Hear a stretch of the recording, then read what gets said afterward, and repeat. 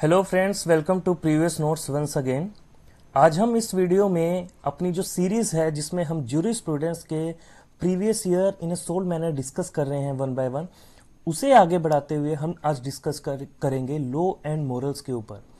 Law and morality का क्या relationship है, क्या डिफरेंस है, कितने मार्क्स में क्वेश्चन पूछा जाता है, 5 मार्क में, 10 मार्क में, 20 मार्क में, पूरी तरह से इसे हम डिटेल में गो थ्रू करेंगे और by the end of this video आपका कोई भी डाउट नहीं रहेगा लॉ एंड मोरालिटी के ऊपर।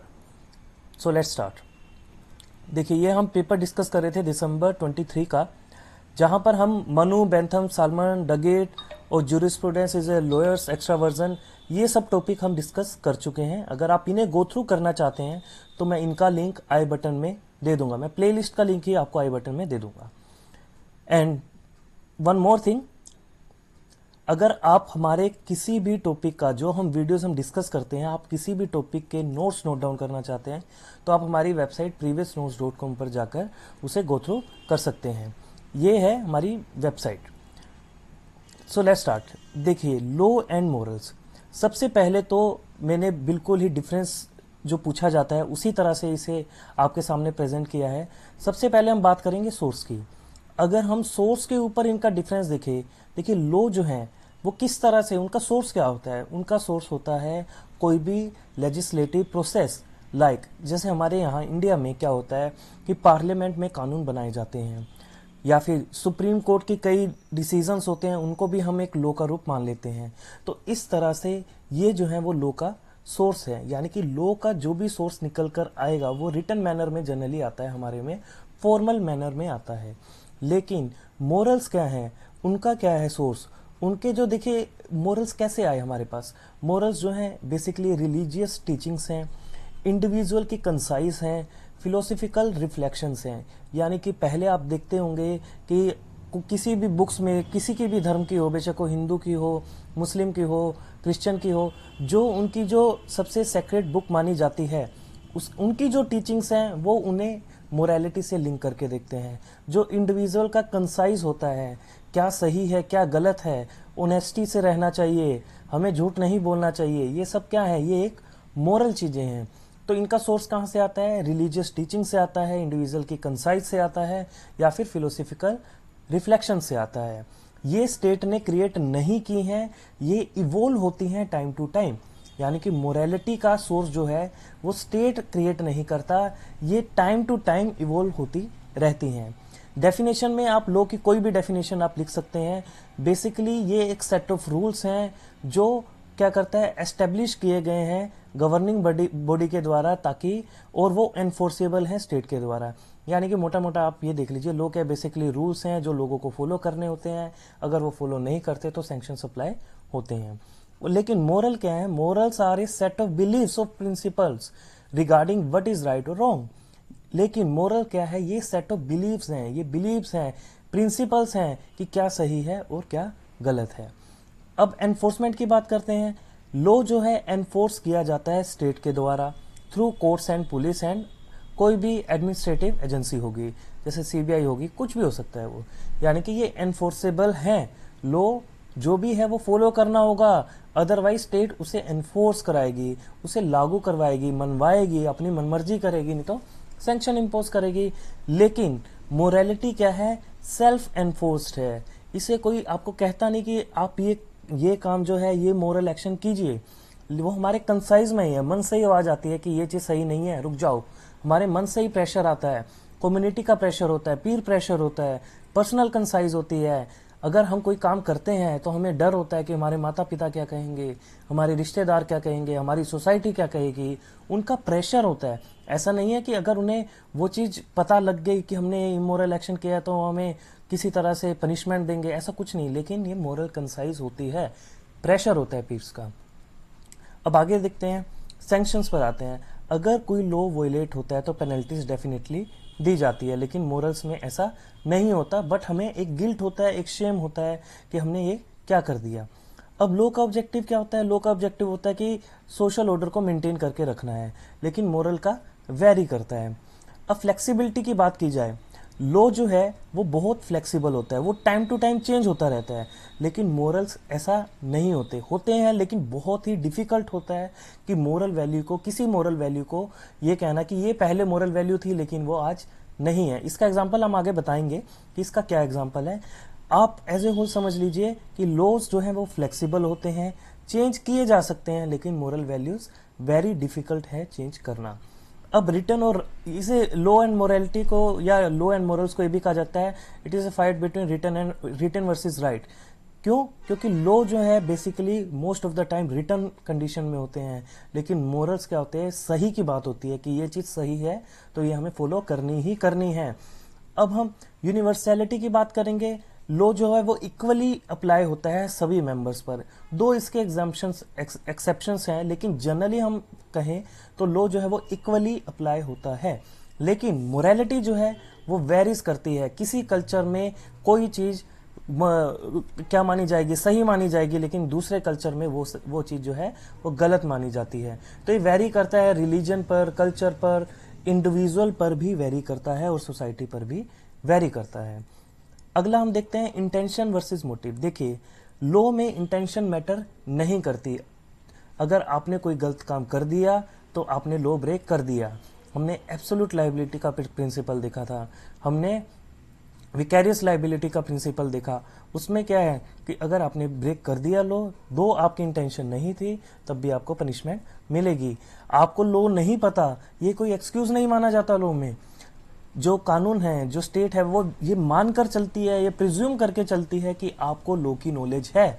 लेकिन मोरालिटी में क्या है कि अगर आपको पता है कि कोई एक्शन इमोरल है लेकिन आपने गलती से कर दिया, तो आपका मन गवाही नहीं देगा, मन यही कहेगा कोई बात नहीं, आपने गलती से कर दिया, लेकिन आपकी ऐसी इंटेंशन नहीं थी, भगवान माफ कर देगा। आपके मन में जनरली यही आता है।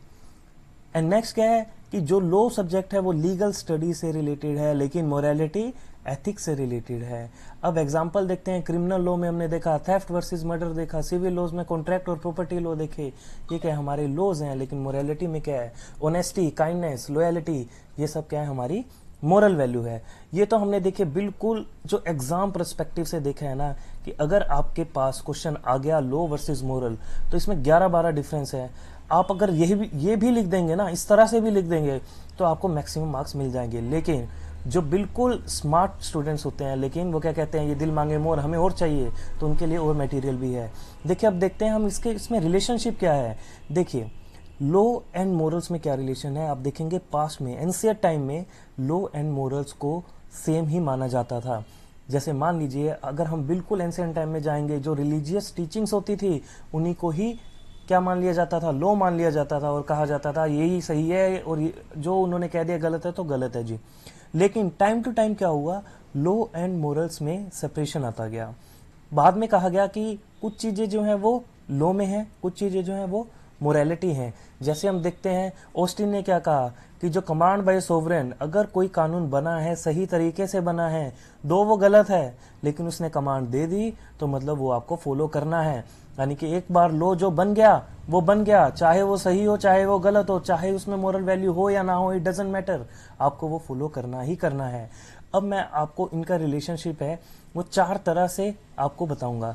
देखिए लॉ एंड मोरालिटी में ओवरलैप भी है। ओवरलैप का क्या मतलब है कि लॉ एंड मोरालिटी सेम है।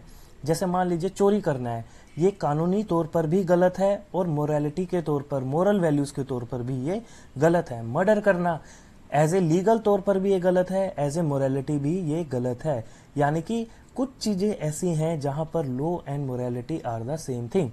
अब आते हैं डिफरेंस कहाँ आता है, काफी सारी चीजों में आता है। जैसे मान लीजिए झूठ बोलना इमोरल है, सबको पता है हमें झूठ नहीं बोलना चाहिए, लेकिन सारे के all lies are not illegal, यानी कि सारे लाइज जो हैं वो इलीगल नहीं माने जाते। कुछ लाइज हैं, अगर आप कुछ चीजों में झूठ बोलोगे तो वो इलीगल माने जाएंगे, वहां आपको पनिशमेंट होंगी।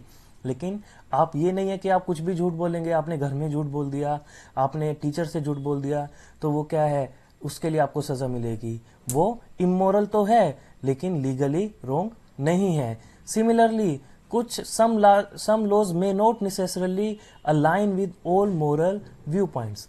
इसी तरह से सारे के सारे लॉज जो हैं वो मोरल वैल्यू से अलाइन नहीं करते। जैसे टैक्स लॉज हैं, हम देखते हैं टैक्स बहुत ज़्यादा लिया जाता है, गरीबों से भी लिया जाता है। कई बार तो ये होता है गरीब को खाने के पैसे नहीं होते, लेकिन वो जो चीज़ लेता है उस पर उसे टैक्स देना पड़ता है। ट्रैफिक रूल्स है, कई बार क्या होता है कि एज ए हमारे मोरल कंसाइज देखता है, एम्बुलेंस है, आपका कोई दोस्त है, उसे चोट लग गई है, आप उसे कार में लेके जा रहे हैं, आप मोरली तौर पर तो सही कर रहे हैं, लेकिन आप लॉज ब्रेक कर रहे हैं। तो ये डिफरेंस आ जाता है यहाँ पर लॉज और मोरालिटी में। अब है कि कॉन्फ्लिक्ट्स कहाँ पर आता है। देखिए, जैसे सिविल ओबीडेंस कुछ मूवमेंट्स हैं, जब हम सरकार के खिलाफ खड़े होते हैं, हम क्या कहें, अगर सरकार ही गलत करने लग जाएगी, कोई गलत कानून बना देगी, कुछ गलत करेगी, तो ये हमारा राइट है, हम सरकार के आगे खड़े हों, अपनी आवाज़ उठाएं।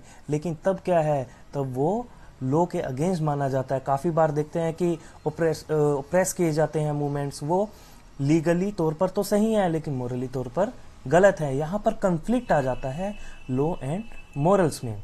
अब देखते हैं कुछ चीज़ों पर इन्फ्लुएंस किया जाता है। इन्फ्लुएंस इन द सेंस, कुछ मूवमेंट्स ऐसे हैं जहाँ पर लॉ ने मोरालिटी को इन्फ्लुएंस किया, यानी कि पहले कानून बना, फिर जो लोगों की मोरल वैल्यू है वो चेंज होती रही। और कुछ तरीके ऐसे थे जहाँ पर मोरल वैल्यूज थी, इसीलिए उस पर्टिकुलर टॉपिक पे कानून बनाए गए।